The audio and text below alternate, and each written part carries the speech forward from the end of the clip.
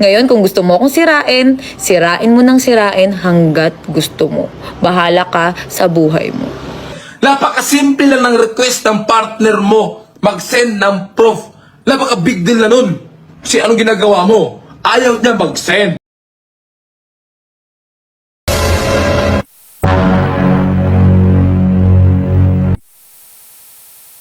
Sasabihin sa akin, babae na ako, ang rason ng hiwalayan namin dahil sa kanya. Dahil ayaw niya mag-send ng proof na sino kasama ng lalaki kasi may nagsasabi sa akin na kasama niya lalaki. Ayaw niya mag-send.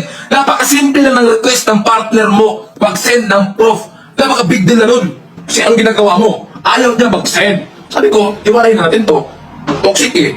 Pero, hindi lang dyan isang basis na ng hiwalayan namin. Marami. Halos lahat ng hiwalayan namin, halos sa 2 buwan namin pagkasama, halos siguro, halos, everyday. Grabe. Oo. Oh, yan. Aantayin natin magsalita si Cherry Toki. Kasi marami pong ibibinyag sa inyong mga ginagawa nila. Marami pa. Ang dami. Maliban sa video na hawak ko, ang dami. Ha? Simula pa yan. Simula pa lang to ha. Antayin kita, Cherry Toki. Ilabas mo tunay pagkatao mo. Okay, so maraming nag-aantay sa sagot ko. Ang ganda naman. Inaantay ang sagot. Meron kasing isang vlogger, kuno, may vlogger na nagpuputak daw sa social media kanina. Kasi busy ako kaya hindi ako makasagot agad. At nag-live pa daw yung vlogger na yun. Okay, eto lang masabi ko ha at this point. Ang dami ko nang isipin para isipin pa to. Okay? Una sa lahat, kalalaki mong tao para magpuputak ka ng ganyan. Ang dami-dami mong sinasabi. Left hand muna ako. Left hand muna ako. Ano para maganda tayo pagsasalita. Eto lang masasabi ko at this point na ang dami ko pang dapat unahin kaysa sa mga kuda mo. Okay, yung mga kinukuda mo hindi naman importante yan sa buhay ko ngayon. 'Di ba? Isa lang yung pinost ko pero ang dami mo nang sinabi. Para naman hindi tayo naging magkarelasyon yan. Di ba? Once upon a time, naging maganda rin naman ang relasyon natin, di ba? At naging masaya ka, at naging masaya ako noon. Di ba? Tama ba? Totoo yun na naging magkarelasyon tayo. Yung relasyon natin noon, hindi man perpekto, pero alam mong naging masaya ka at naging masaya rin ako. Alam mo yan. Di ba? Ngayon, sa nakikita ko, pinoprovoke mo ko na magsalita sa social media.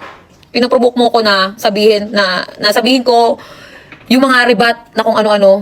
Sorry. Wala kang makukuha sa akin na kahit anong rebat. Kasi kasi ganito yan Mas pipiliin ko yung mga araw na naging masaya tayo. Mas pipiliin ko yung mga araw na naging masaya tayo, yung mga alaala na masaya tayo, kaysa dun sa mga pangit. Gets mo? Kasi ako yung tunay na nagmahal. Yun yung tunay na pagmamahal. Tsaka ayoko na masyado magsalita kasi busy rin ako sa buhay ko ngayon. Tsaka masaya ako sa buhay ko ngayon.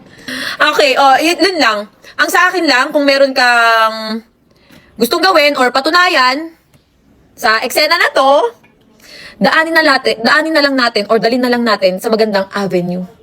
Yun. Doon na lang natin dalhin. Sabi ko nga sa'yo, di ba?